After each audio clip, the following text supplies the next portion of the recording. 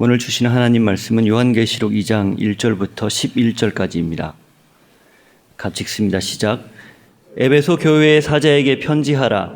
오른손에 있는 7뼈를 붙잡고 7 금 촛대 사이를 거니시는 이가 이르시되 내가 내 행위와 수고와 내 인내를 알고 또 악한 자들을 용납하지 아니한 것과 자칭 사도라 하되 아닌 자들을 시험하여 그의 거짓된 것을 내가 드러낸 것과 또 내가 참고 내 이름을 위하여 견디고 게으르지 아니한 것을 아노라.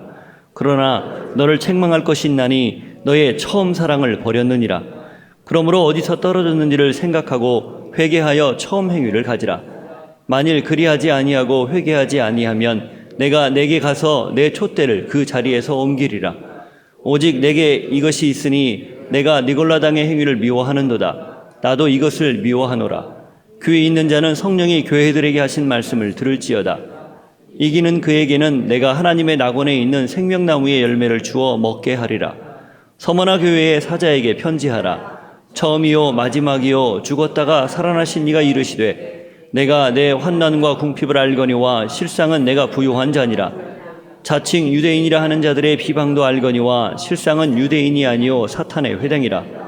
너는 장차 받을 고난을 두려워하지 말라. 볼지어다 마귀가 장차 너희 가운데에서 몇 사람을 옥에 던져 시험을 받게 하리니 너희가 10일 동안 환난을 받으리라. 내가 죽도록 충성하라. 그리하면 내가 생명의 관을 내게 주리라. 귀 있는 자는 성령이 교회들에게 하시는 말씀을 들을지어다.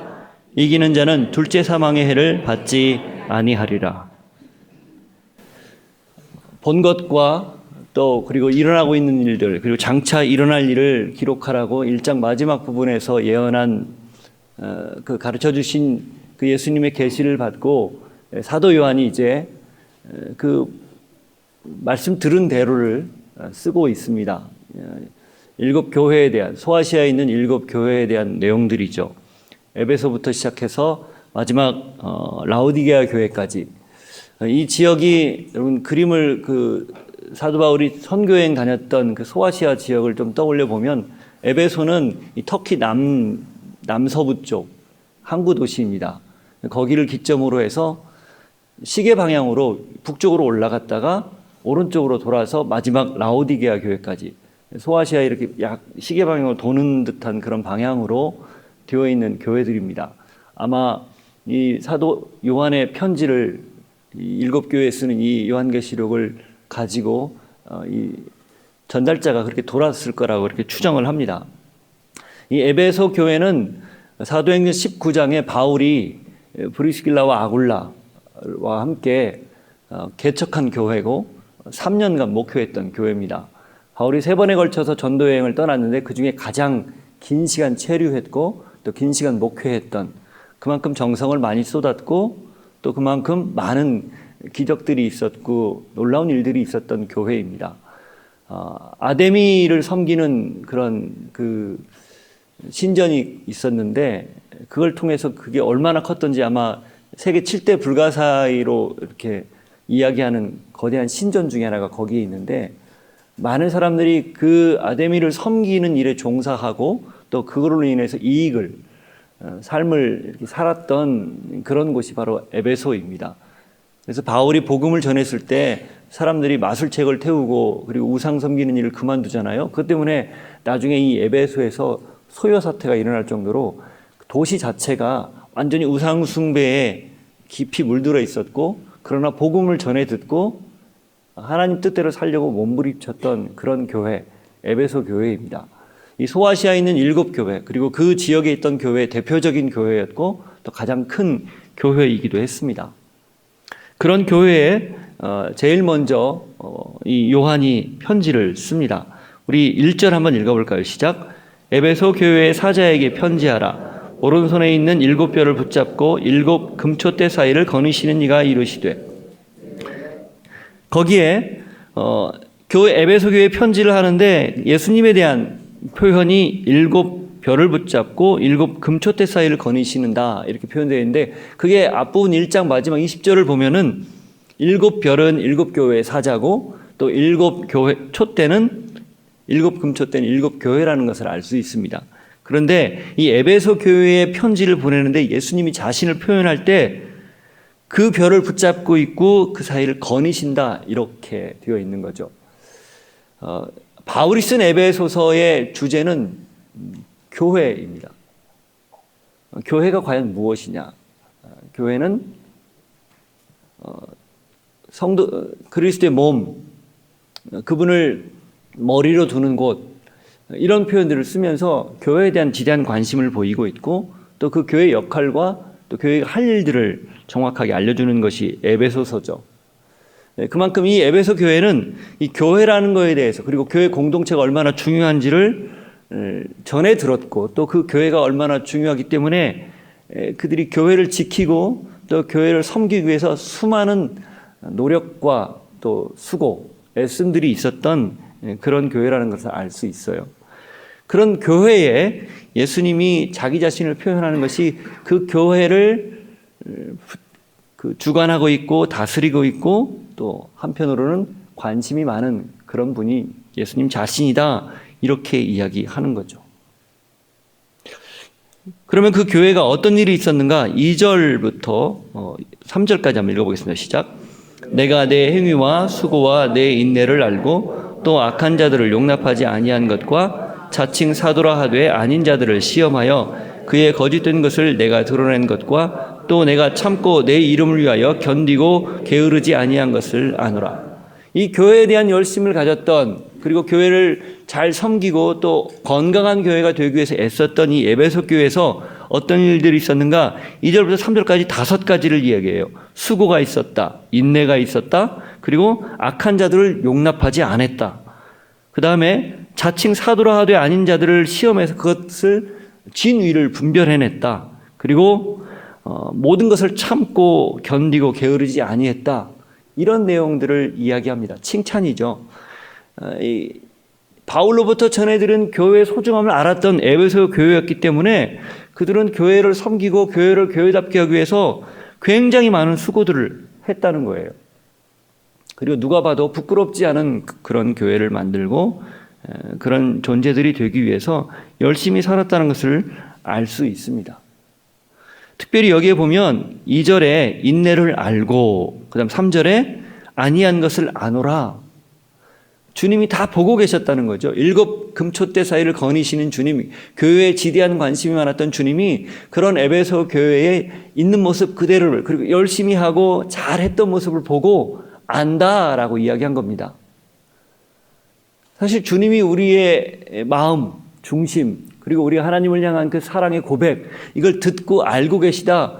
그 말 한마디면 다 되잖아요. 누가 알아주기를 바라겠어요? 주변에 있는 지체들이 알아주면 좋겠습니까? 아니면 목회자가 알아주면 좋겠습니까? 주님이 알아주면 그것으로 제일 아니에요. 가장 우리에게 감사할 일이잖아요. 그런 일까지 이 에베소 교회에 있었던 거예요. 그런데 핵심은 그 다음 4절입니다. 시작. 그러나 너를 책망할 것이 있나니 너의 처음 사랑을 버렸느니라. 다 잘했는데 한 가지 책망하겠다는 거예요. 이게 뭡니까? 처음 사랑을 버렸다는 거예요. 저희가 이런 말 많이 들었죠. 교회가 다 합니다. 사역도 하고 섬기기도 하고 구제도 하고 봉사도 하고 복음도 전하고, 그런데 딱 하나 사랑만 안 합니다. 딱 이 에베소 교회가 그런 교회예요. 어쩌면 오늘날 현대 교회가 이런 교회가 아닌가. 저희 베이직 교회가 이 요한복음 13장 말씀을 토대로 예배 때 우리가 늘 걸어놓고 너희가 서로 사랑하라. 그러면 너희가 내 제자인 줄 알 것이다. 이걸 그렇게 계속 반복하는 이유, 그리고 서로 사랑하자라고 손도 이렇게 표현도 하고 사랑한다는 고백들을 한 이유. 그러나 그것으로 우리가 어찌 보면 진짜 서로 사랑하는지 확인하지 못하고 그냥 입과 말로만, 우리 표현으로만 사랑하자고 하는 것이 아닌가 몸부림치다가 급기야는 금년에 저희가 흩어져서 무별 예배를 드리면서 소그룹에서 우리 지체들 서로를 속속들이 알고 그들의 아픔을 알고 고민을 알고 같이 기도하면서 사랑하는 것을 이렇게 같이 사랑하자고 이야기한 이유, 이 사랑 때문이에요. 하나님을 사랑하는 만큼, 우리가 그렇게 고백하는 만큼 서로를 사랑하는 것들을 구체화하고 현실화하기 위해서, 그리고 그것을 우리가 몸소 경험하기 위해서 하는 몸부림이었죠.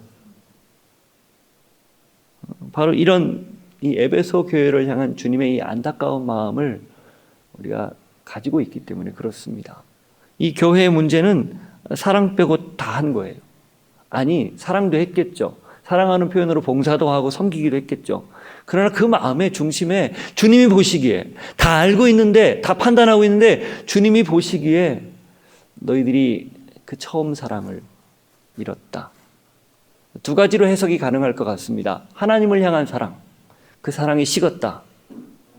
그리고 그 결과 서로를 향한 사랑, 배려, 이런 것도 잦아들었다. 이렇게 해석이 가능할 것 같아요. 사랑을 바탕에 두지 않고 하는 일, 사랑이 기저에 깔리지 않고 하는 모든 행위, 그냥 한낱 종교 의식에 불과하다. 이 7교회, 소아시아에 보낸 7교회의 첫 번째 이 교회에 주는 말씀의 핵심이 너희가 사랑을 잃었다. 그러니 사랑을 회복하라라고 말하는 건 굉장히 우리에게 도전입니다. 사실 이 사랑을 회복하지 않고, 이 사랑을 되찾지 않고, 그 사랑을 다시금 우리가 경험하지 않고 하는 이 모든 각 교회를 향한 칭찬과 혹은 경고와 책망, 그리고 거기에 따른 도전 들어야 소용없다는 거죠. 그걸 되찾지 않고는, 그 사랑을 우리가 다시 경험하지 않고는 아무런 의미가 없다라는 것을 강조하는 거예요. 그래서 5절에 이렇게 이야기합니다. 시작.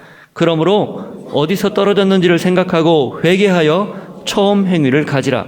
만일 그리하지 아니하고 회개하지 아니하면 내가 내게 가서 내 촛대를 그 자리에서 옮기리라. 내 촛대를 그 자리에서 옮긴다.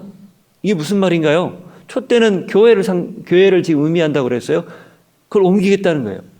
너희들이 교회라고 하는, 그게 조직이 됐든 모임이 됐든 아니면 건물이 됐든 사람이 됐든, 그런데 거기에 사랑이 없으면, 그걸 회복하지 않으면 그건 그 한낱 모임에 불과하다. 외형적인 건물에 불과하다. 그냥 사람들이 가지고 있는 조직에 불과하다. 이 이야기를 하는 거예요. 그렇기 때문에 어떻게 하라는 겁니까? 어디서 떨어졌는지를 생각하라는 거예요. 이게 원문과 그리고 또 그 NIV 성경을 보니까요, 떨어졌다고 했는데 height, 높아진 자리에 너희가 처했다, 이렇게 표현을 해요. 떨어져서 높아졌다. 무슨 말입니까? 교만해졌다는 거예요. 이 에베소 교회는 이 소아시아 교회의 어쩌면 가장 큰 교회이기도 하고 첫 번째 세워진 교회이기도 하고, 그리고 자기가 스스로 장자교회라고 자부심이 대단했다고 합니다. 그래서 규모나 여러 가지 면에서 다른 교회들을 어찌 보면 판단하고 평가하고 비판하고 정죄했을지도 몰라요. 높아졌다는 거죠. 그리고 이 에베소 교회가 있었던 이 에베소 지역 자체가 굉장히 번영한 그런 상업 도시였기 때문에, 아주 부유한 도시였기 때문에 많은 것들을 갖추고, 그렇지 않은 사람들, 그렇지 않은 교회들을 판단하고 평가했던 것인지도 모릅니다. 하나님 우리에게 복을 주셔서 이만큼 소위 말하면 부흥했어, 성장했어, 그 자체를 자랑 삼아서 이야기했는지도 몰라요. 그런 교회에게 주시는 경고입니다. 에베소서 1장 15절을 한번 찾아보시겠습니까? 이 교회가 어떤 교회였었는지. 에베소서 1장 15절.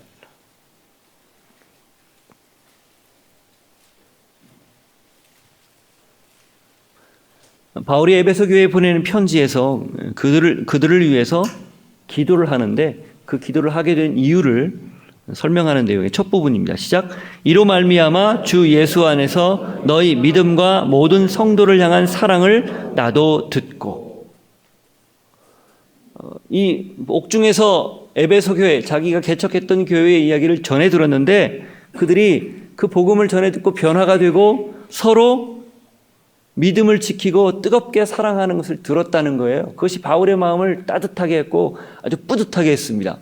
그래서 이 에베소서를 기록할 때 이 표현을 쓰고 그것 때문에 감사한다 이렇게 했던 교회였어요. 그런데 어느 순간 자기도 모르게 그 사랑을 잊어버린 거예요. 놓친 겁니다. 왜? 교만해졌기 때문이죠. 어찌 보면 지금 현재 주어진 모든 것들이 하나님의 은혜로 주어졌음에도 불구하고 자신들이 가지고 있는 조건이나 자신들이 잘 열심히 믿은 결과로 주어졌다 생각해서였을지도 모릅니다. 그래서 주님이 정확하게 도전합니다. 회개하여 처음 행위를 가지라. 여러분, 신앙은 처음이 중요하죠. 과정도 중요합니다. 그러나 마지막이 더 중요합니다. 처음에는 뜨겁게 이 에베소 교회처럼 하나님의 사랑을 받고 하나님 사랑한다고 이야기할 수 있습니다. 그렇게 살 수 있어요. 그리고 그렇게 사랑하는 모습으로 서로를 향해서 보듬고 이해하고 도와주고 섬기는 모습으로 얼마든지 나타날 수 있습니다. 우리 모두가 그런 경험들이 있잖아요. 근데 과정도 그래야 돼요. 마지막도 그래야 됩니다. 아니, 어쩌면 마지막이 더 갈수록, 시간이 갈수록 더 하나님을 사랑하는 그 깊이와 그 가슴에 가지고 있는 그 마음이 더 진솔하고 더 깊어져야 될 것입니다. 그런데 우리가 그렇지 못하다는 게 우리의 한계라는 거예요. 그래서 오늘 이 말씀을 에베소 교회가 듣고 지금 우리가 듣습니다. 하나님을 처음 만났을 때, 그리고 그때의 감격과 상황들을 한번 떠올려 보십시오. 그리고 그걸 과정들을 한번 되뇌이면서 내가 어디서부터 살짝 빗나갔는가, 그리고 그것들을 방치했을 때 지금 돌아보니 얼마나 그 간격이 벌어졌는가, 이걸 한번 곰곰이 생각해 보십시오.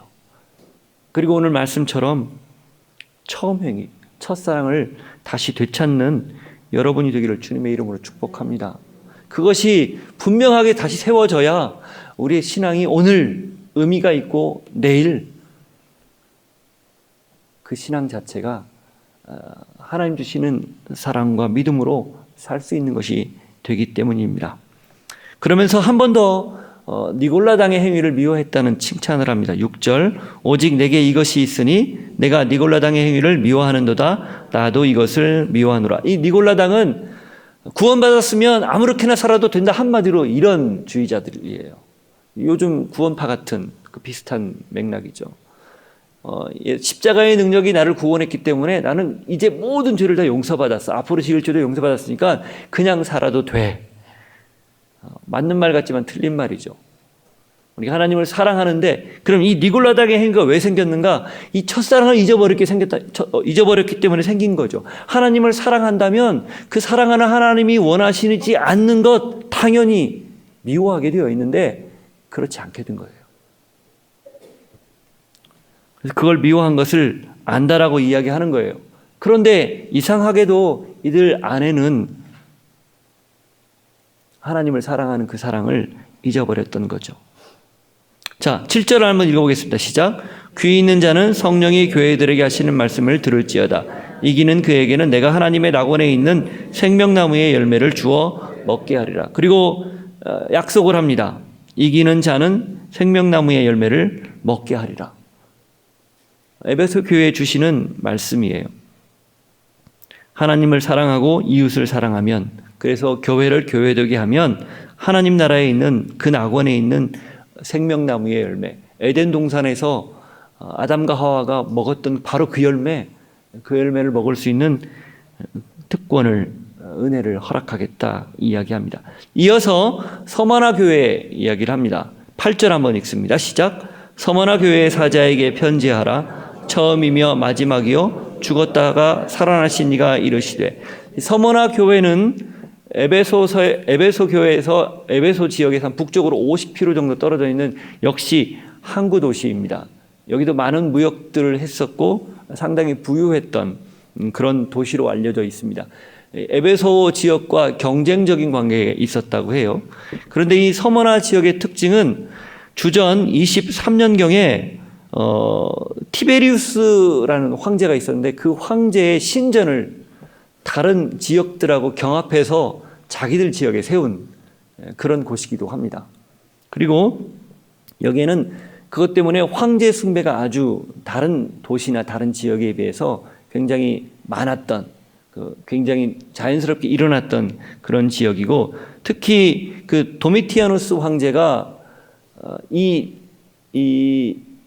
그 요한계시록이 쓰여지기 직전, 그리고 그 당시에, 그리고 사도 요한이 반모섬으로 끌려가는 그때쯤에 자기 자신을 주라고 고백하면서 황제 숭배를 강요했었습니다. 이미 이 티베리우스 황제의 신전이 있었고, 그리고 이 도미티아누스가 그것을 얘기했을 때 그걸 가장 반갑게 받아들이고 그걸 적극적으로 행했던 도시가 서머나였어요. 그래서 이 서머나 교회 리더였던 폴리캅이 주후 156년에 순교를 하는데 이런 영향이 있었던 것 같습니다. 황제를 숭배하고 그리고 우상을 숭배했던 것이 아주 비일비재했던 그곳에서 황제가 주가 아니고 그리스도가 주다, 예수 그리스도가 주다라는 것을 고백했던 그 결과로 순교를 당한 거죠. 기록에 의하면 이 도미티안 황제, 그 폴리캅의 순교는 12번째 그 교회의 순교자라고 해요. 계속 순교자가 배출이 된 거죠. 이유는 단순합니다. 황제를 주라고 고백하지 않는 신앙을 지켰기 때문이었어요. 또 여기에는 유대인들의 거센 저항과 핍박이 있었던 지역이라고 합니다. 다른 지역도 유대인들이 예수를 믿는 그리스도교를 핍박했던 게 있었지만, 특별히 이 서머나 지역에 유대인들이 아주 거세게 교회를 박해하고, 그리고 교회 안에 슬며시 들어와서 잘못된 가르침들로 그들을 유혹해내고, 그래서 율법을 지켜야 된다, 믿음만 가지고는 아니다, 바울의 그 가르침들을 왜곡시키는 일들이 많았던 곳, 그것이 서머나 교회라고 합니다. 그런 상황, 박해가 있고 핍박이 있는, 그래서 순교자들이 계속해서 나오는 그런 상황에서 이 서머나 교회에 보내는 편지예요. 거기에 주님이 스스로를 처음이며 마지막이요 죽었다가 살아나신 이라고 표현합니다. 자기 자신을 이 에베소에는 교회에 대한 이야기를 그 촛대와 그리고 별을 이야기하면서 예수님이 스스로를 표현했다면, 이 8절에서 서머나 교회는 스스로가 처음과 마지막이고 죽었다 살아나신 이로 표현하면서 그 교회에 권면의 말씀을 주는 거예요. 무슨 얘기입니까? 주님이 처음과 마지막이 되고 부활하신 분이다. 그러니 지금 박해의 어떤 상황, 그 박해에 직면한 그런 것에서 자유하라. 거기에 매이지 마라. 생명을 죽이는, 이 땅에서의 목숨을 빼앗는 그 박해보다 더 중요한 예수님을 보고 그 일들을 견뎌내라. 이런 기본 메시지가 깔려 있는 거죠. 그 내용이 9절입니다. 읽어볼래요? 시작. 내가 내 환난과 궁핍을 알거니와 실상은 내가 부유한 자니라. 자칭 유대인이라 하는 자들의 비방도 알거니와 실상은 유대인이 아니요 사탄의 회당이라. 환난과 궁핍, 박해받는 상황이에요. 그걸 알고 있다라는 거죠.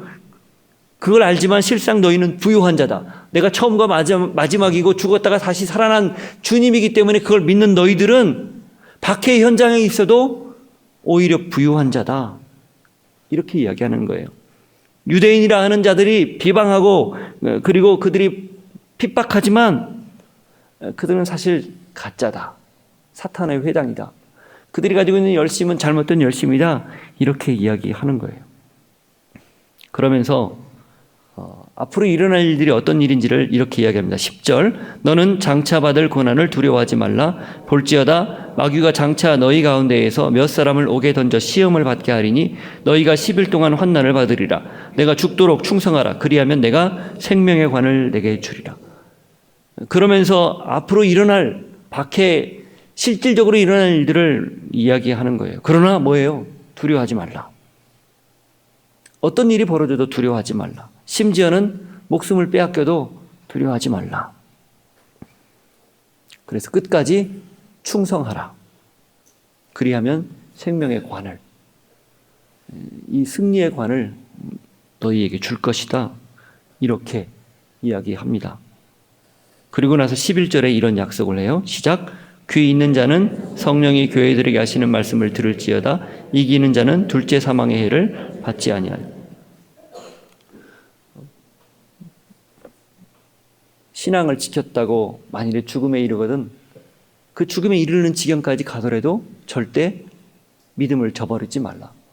끝까지 신실함을 지켜라. 그게 죽도록 충성하라. 그 말의 의미예요. 그럼 생명의 관을 줄 것인데 그 생명의 관은 무엇인가? 둘째 사망의 해를 입지 않는 것이다. 사람은 누구나 죽죠. 첫 번째 죽음, 육신의 죽음이에요. 그런데 두 번째 죽음이 있어요. 심판입니다. 그 심판을 받지 않을 것이다. 평가를 받지만 그것으로 인해서 하나님과 영원히 분리되는 그 영멸을 경험하지 않고 영생을 누리게 될 것이다. 이 이야기를 하는 거예요. 너희의 가치는 이 땅에만 있는 것이 아니라 저 하늘에도 있다. 이 이야기를 하는 거죠. 사실 이 서머나 교회는 7교회 중에 유일하게 이 빌라델비아 교회와 함께 책망을 받지 않고 칭찬만 받는 교회입니다. 근데 그 상황이 박해의 상황이에요. 핍박의 상황이에요. 심지어는 생명을 내놓고 신앙을 지켜야만 하는 상황입니다. 그런데 주님이 그런 교회에 칭찬한 거예요. 책망하지 않고. 이거 우리에게 굉장히 중요한 것을 이야기합니다. 여러분, 우리 칭찬받는 거 좋아하잖아요. 특별히 그걸 주님으로부터 받는다면. 그런데 그런 경우 우리의 신앙이 어디에서 극명하게 드러나는가? 고난 때 드러납니다. 어려울 때 드러나요. 누군가에게 오해받을 때 드러나요. 누군가에게 핍박을 받을 때 드러납니다. 그럴 때 신앙을 지키는 것, 주님이 그것을 귀하게 보신다는 거죠. 그런 일이 벌어진다 해도 그것에 직면해도 끝까지 충성, 믿음을 잃지 않는, 신앙을 놓지 않는 그런 태도를 취하는 것, 그럴 때 주님이 우리를 칭찬해 주신다는 거예요. 여러분의 삶에 혹여라도 이런 똑같지는 않아도 이와 비슷한 경우가 있다면 하나님을 향해서 그 믿음의 끈을 놓지 않기를 도전합니다. 그리고 주님이 말씀하시는 걸 꼭 들으십시오. 내가 생명의 관을 너에게 허락할 것이다. 둘째 사망을 면하게 될 것이다. 그 하나님 주신 약속을 붙들고 이 믿음을 끝까지 지킬 수 있는 여러분이 되기를 주님의 이름으로 축복합니다. 기도하겠습니다. 하나님 아버지, 주님이 나를 만나주셨고 베풀어 주셨던 그 사랑 다시 기억할 수 있는 하루가 되게 하시고, 혹 내 마음이 무뎌지고 그리고 무감각해졌다면 다시 하나님을 향한 사랑을 회복하고 되찾는 은혜가 있게 하여 주옵소서. 그 사랑을 근거로 끝까지 포기하지 않고 믿음의 끈을 놓지 않고 최선을 다해서 주님을 섬기는 충성이 우리 안에 있게 도와주옵소서. 함께 기도하겠습니다. 하나님, 오늘 말씀을 저희가 함께 들으면서 많은 것을 가졌지만 사랑을 잃어버린 교회, 많은 것을 하고 있지만 정작 사랑의 기반을 두지 않는 나 자신 보게 하였습니다. 주님, 이걸 기억하고 깨달으면서 하나님, 다시금 내가 첫사랑을 회복할 수 있는 은혜를 주시고, 그리고 무엇보다도 그 마음으로 끝까지 믿음의 끈을 놓지 않고 하나님을 향해 달려갈 수 있는 우리가 될 수 있게 하여 주옵소서. 하나님, 오늘 주신 말씀을 기억하며 다시금 처음 사랑을 회복할 수 있는 우리 모두가 되게 하여 주옵소서. 그 사랑을 붙들고 주님 주신 말씀을 끝까지 지키며 충성할 수 있는 우리 모두가 되게 하여 주옵소서. 지금은 예수 그리스도의 은혜와 하나님 아버지의 사랑과 성령님의 교통하시며 위로하시며 충만하신 역사하심이 사랑을 회복하고 믿음을 끝까지 지키기를 다시금 주 앞에 결정합니다. 또 그렇게 살겠습니다. 고백하는 주의 백성들 머리 위에 삶의 자리 위에 함께 하시기를 축원하옵나이다. 아멘.